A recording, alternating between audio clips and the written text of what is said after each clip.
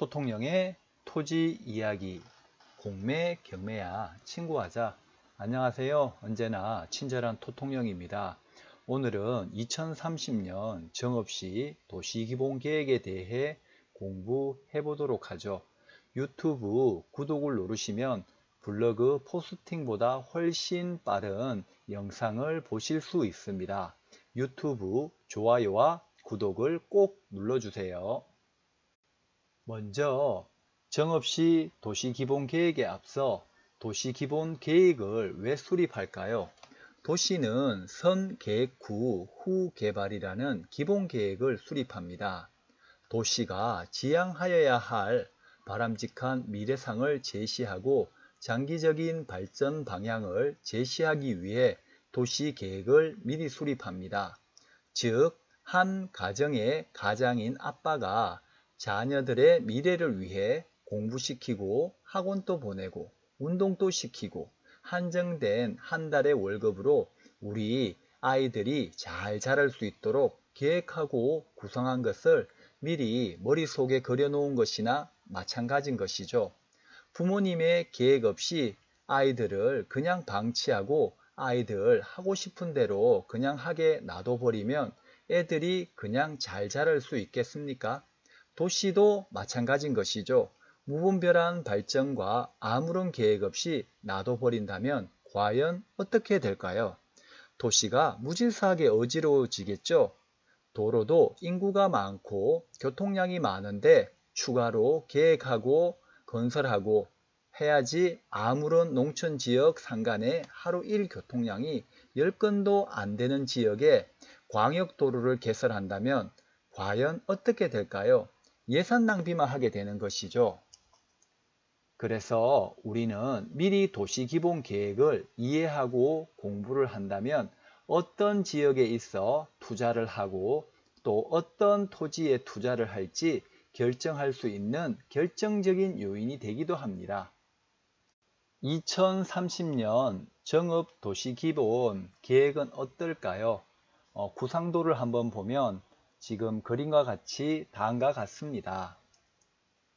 그리고 도시기본계획에 있어서 도시기본계획은 방대한 페이지에 정읍시의 도시의 특성, 미래계획, 인구지표, 인구배분, 토지사용 현황, 교통, 물류, 정보통신, 환경보존, 경제산업, 지능개발 등 정읍시의 과거, 현재를 비롯하여 앞으로 정읍시가 나아가야 할 방향을 제시한 것이죠.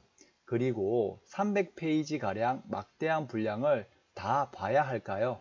물론 한 번쯤 다 보면 아주 좋겠지만 하지만 전국 시도 지자체별로 국토의 개발 및 균형 발전에 있어 막대한 양의 도시기본계획을 다 분석한다면 정말 좋겠죠.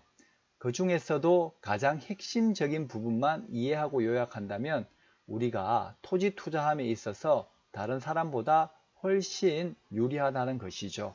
자, 한번 볼까요?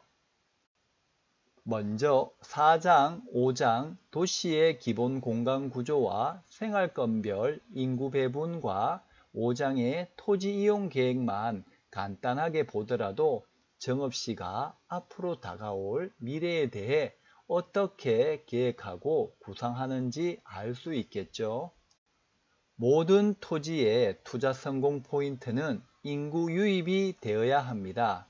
수요와 공급의 법칙에 있어서 인구 유입이 된다면 토지의 부정성으로 인하여 토지의 희소성으로 가치가 올라가겠죠. 인구 유입 요인이 뭐가 있을까요? 첫 번째, 국책사업, 국가가 하는 사업이고요. 두 번째, 신도시 개발, 세 번째, 산업단지 개발, 네 번째, 관공서 유입 또는 기타 큰 병원 등 이외에 물론 작은 기타 요인들이 있을 겁니다. 이런 기본적인 관점을 토대로 우리나라 국토의 균형 발전을 위해 국토 형성의 기본 골격은 동해 에너지 벨트, 남해 관광 벨트, 서해 신산업 벨트, 북쪽의 남북 교류 접경 벨트로 개발 계획을 잡았습니다. 그래서 동해에는 풍력 발전, 남해에는 여수 엑스포 등 이렇게 사업이 진행이 된 것입니다. 그렇다면 왜 서해일까? 서해에서 중국과의 무역과 경제 발전을 목표로 하고 있습니다.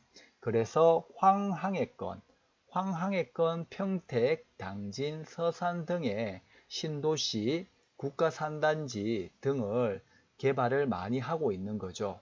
그리고 전라권에서는 새만금, 세계 최장거리 방조제, 바다를 메워 육지로 만들어 거대 도시화를 만들려 하는 것입니다. 황항해권에 대응하는 지식, 첨단 산업의 융복합벨트 조성, 3개의 경제자유구역을 활성화하고 이에 연계된 국제 비즈니스 핵심 거점을 육성하겠다라고 되어 있고요. 글로벌 경쟁력을 갖춘 디스플레이 산업의 허브를 구축하고 수도권, 충남권, 전북을 잇는 주력 산업과 IT 산업 간의 융복합 클러스터 조성한다고 되어 있습니다. 새만금 지역을 중심으로 신재생 에너지 산업과 식품 산업 벨트도 함께 조성하겠다고 되어 있고요. 서해갯벌 등 생태 및 역사 문화 자원을 연계하는 글로벌 관광 거점 조성, 새만금에는 명품 해양 레저 도시를 조성하겠다고 되어 있습니다. 그리고 전라도 새만권권을 보게 되면 군산에 부안과 김제, 고창에 정읍과 고창으로 나누고 있는데요. 부안에는 해양 레포츠, 김제에는 신재생 종교, 새만금을 중심으로 부존 자원의 관광 자원화를 통해 국제해양 관광의 중추적 역할을 할 수 있도록 신규 관광시장 창출력에 주력하고 되어 있습니다. 그리고 정읍에는 레저 클러스터와 해양 교육인데요. 해양 역사 문화 자원을 중심으로 자연 친화적인 해양 레저 클러스터를 조성하고 해양 교육 관광의 중심을 개발하고 되어 있습니다. 그리고 요번에 그리고 새만금에 공항이 예비 타당성 면제를 받았죠. 그리고 정읍은 2025년 도시기본계획 공간구조에 보면 1도심과 2지역 중심, 정읍 핵을 중심으로, 그러니까 정읍시가 1도심이 되겠죠.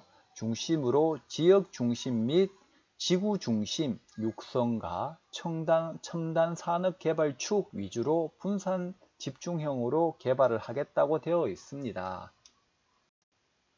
그러면 이 넓은 정읍시에서 어디를 투자를 해야겠습니까? 정읍을 중심으로 신태인 지역 중심과 이반 지역 중심으로 가겠다는 거죠. 결국 이 큰 포인트를 중심으로 해서 투자를 해야 될 것 같습니다. 대안 수립 및 선정을 보면 제1안과 제2안이 있는데요. 제1안은 정읍 중심으로 4부도심을 형성하겠다는 거고, 제2안은 정 안 되겠으면 정읍 중심으로 신태인 부도심을 개발을 하겠다는 겁니다. 이렇게 연계를 하겠다는 거죠. 그렇다 그러면 이게 안 될 때는 최소 요 정도는 하겠다는 뜻인 것 같은데, 이렇게 하면은 정읍과 신태인 부도심 투자가 가장 유력해지게 되겠죠. 그게 내용을 보게 되면은 처음 1도심 2지역 중심과 2안에 1도심 1부도심, 그러니까 정읍과 신태인, 처음 아는 1안은 정읍 첨단과학산업단지와 내장산 관광자원의 효율적인 육성을 위해 거점 중심을 부여하겠다는 거고요. 두 번째 안에서는 KTX 호남선 개통으로 정읍 도심 내 광역적 기능의 집중이 예상에 따른 기능의 집중 육성을 하겠다는 것과 현실적인 개발 상황을 반영한 중심지 체계 수립으로 계획의 실현성을 도모하겠다는 겁니다. 그리고 정읍시에 개발축과 보존해야 될 녹지축과 수변축이 있는데요. 그러면 보존해야 될 축을 투자를 해야 될까요? 아니면 개발해야 될 축을 투자를 해야 되겠습니까? 한번 내용을 쭉 한번 읽어 보시고요. 다음 그림과 같이 신태임 지역 중심과 정업 도심을 해서 김제에서 첨단 산업 개발 축을 이렇게 하겠다는 거죠. 이렇게 첨단 산업 개발 축이라고 보이시죠? 전에 언급했다시피 도로 따라 토지 투자를 하게 되면 어떻게 될까요? 도로가 뭘까요? 도심과 도심의 교통망을 단축하고 접근성을 아주 편리하게 해줍니다. 그럼 도로가 없던 곳에 도로가 생기게 되면 어떻게 될까요? 오늘 아들이 아빠 뭐해? 라고 물어보길래 공부해 한다고 말을 했습니다. 공부하는 거 안 같은데 그냥 오려 붙이고 컴퓨터 하는 것 같은데 라고 하더라고요. 그래서 아니야, 이건 공부야. 그래서 아들에게 물었어요.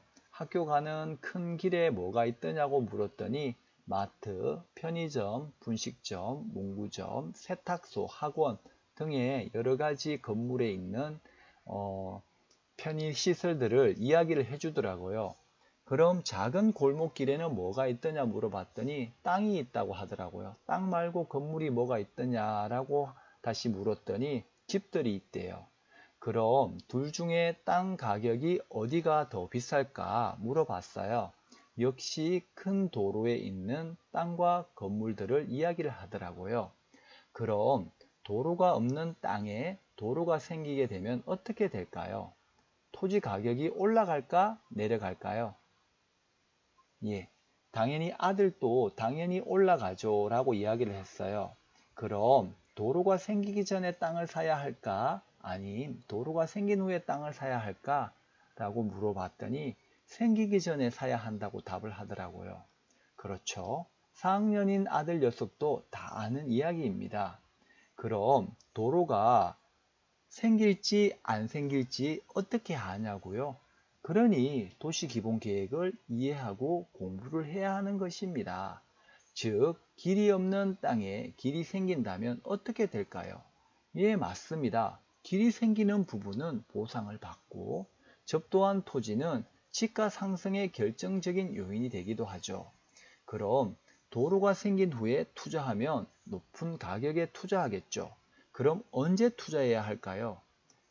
물론 도로라고 같은 도로는 아닙니다. 즉 고속도로와 자동차 전용 도로처럼 토공, 흙을 높이 쌓아 도로를 만들었다 그러면 이 토지는 길이 뚫리더라도 맹지나 마찬가지인 것이죠.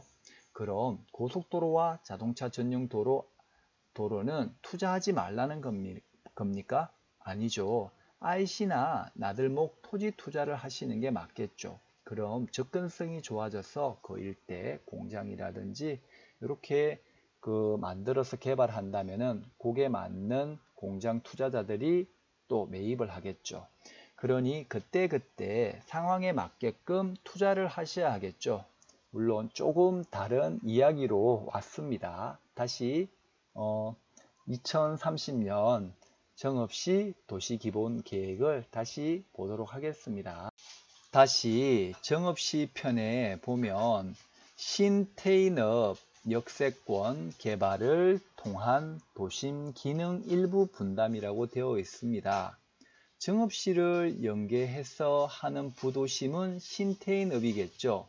그럼 이런 기준으로 투자 포인트를 결정하고 공부를 좀 더 많이 한다면 정읍시의 개발 계획과 구상이 더 쉽게 보여지겠죠.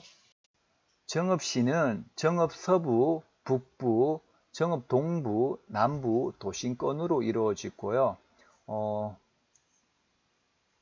이렇게 정읍시의 생활권별 인구 배분 계획을 보게 되면 도심, 북부, 남부, 서부, 동부 생활권이 있습니다.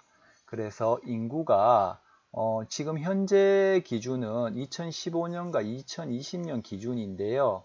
68,000 도심 생활권에서는 68,000에서 7만으로 인구를 좀 더 늘려나가겠다는 거고, 지금 북부 생활권에도 금방 말했던 신태인업 쪽이겠죠.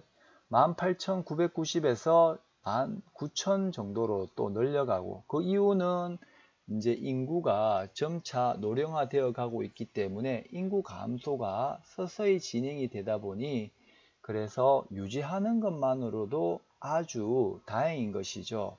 그래서 전국의 일부 지자체는 인구 소멸, 지자체 소멸이라는 뉴스도 보셨을 겁니다.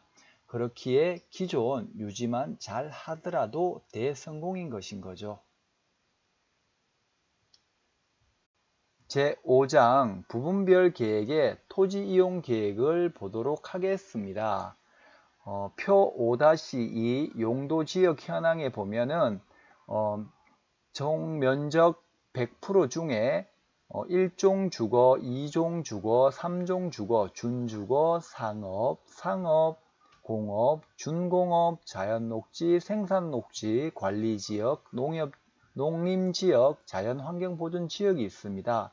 총 이 면적이 지역 지구가 면적이 100%라고 하면 농림지역이 전체 비중의 거의 49%, 50%가량 차지를 하고 관리지역이 38.11%입니다. 그리고 자연환경보존지역. 그렇다면 1종, 2종, 3종 이런 주거지역, 상업지역, 공업지역 비율들이 채 0.1%에서 1%도 안 되는 아주 협소한 면적을 가지고 있습니다. 그만큼 면적이 작다는 것은 희소하다는 사실입니다. 제가 토지 투자를 해보니 인근 개발이 되면 인근 지역이 이제 뭐 산단지가 들어온다든지 국책 사업이 된다든지 이런 개발이 되게 되면은 인근 지역의 주거지역, 상업지역, 공업지역이 토지 투자에 있음에 가장 빨리, 가장 금액이 많이 오르고 그 다음 자연 녹지가 오른 다음 그 중심지가 정체기가 오면 반경 1km에서 3km 이내에 계획관리지역, 그 다음 생산관리지역, 농림지역 순으로 가격을 오르는 것을 봤습니다. 그럼 개발지에 있어 가지고 가장 투자를 먼저 해야 될 게 주거지역, 상업지역, 공업지역이라는 것이죠. 그 다음 그림 5-3 가용 토지 분석도를 보니 분홍색은 연한 분홍색은 기존 개발지고 그 다음에 푸른 연한 연두색은 개발 억제지입니다. 개발 억제라는 것은 개발을 최대한 하지 못하도록 하겠다는 거고 그 다음 좀 진한 연두색은 개발 불가능한 지역입니다. 그리고 하늘색은 개발 가능한 지역이죠. 그렇다면 이 색깔 중에 어디를 투자를 해야겠습니까? 개발 가능한 것과 기개발지를 투자를 해야겠죠. 그리고 표 5-3 가용 토지 분석을 보시게 되면 기개발지, 개발 억제지, 개발 불가능지, 개발 가능한 지역이라고 되어 있습니다. 개발 가능지에서는 기개발지, 개발 억제지, 개발 불가능 이외의 지역 중 표고 100m 미만, 평균 경사도 30% 미만의 지역인 계획관리지역과 자연녹지지역이 개발 가능지로 되어 있습니다. 그렇다면 어떤 포인트로 투자를 해야 할까요? 생산관리, 보존관리, 농림지역, 그리고 평균 30도가 넘는 임야를 매수한다는 것은 잘못된 투자이겠죠. 이렇게 기본계획을 이해하면 어떤 토지를 투자해야 되는지 도움이 되실 겁니다. 이렇게 그림 5-9와 같이 교통, 물류, 개선 기본 방향을 보면 장기 미집행 도로 개설이라고 되어 있어요. 그러면 정읍시 내에 하나, 둘, 셋, 넷, 다섯, 여섯, 일곱 요런 데 길들을 장기 미집행 도로 개설 계획을 잡고 있다는 것이고 그리고 지방도 747호선 요렇게 개설을 하겠다. 이방 고속 고창간 도로도 개설하겠다 되어 있고요. 다음 지도를 보면 여기 보시면은 장내 확포장 및 선형 계량 도로라고 점선으로 요렇게 지금 장내 신설 도로라고 또 진한 선으로 요렇게 이렇게 되어 있습니다. 이런 관점으로 투자를 하시면 되실 것 같고, 오늘 정읍시편뿐만 아니라 여러분들이 관심 있어 하는 지역, 관심 있어 하는 토지의 기본 계획을 알고 투자를 하신다 그러면은 토지 투자함에 있어서 이런 도시 기본 계획들이 투자의 길라잡이가 되고 향후 내 자산 가치를 늘려주고 증식해 주기 때문에 공부를 꼭 하셔야 된다는 점입니다. 오늘 여기까지고 수고하셨습니다. 구독과 좋아요 꼭 좀 부탁드립니다. 수고하셨습니다.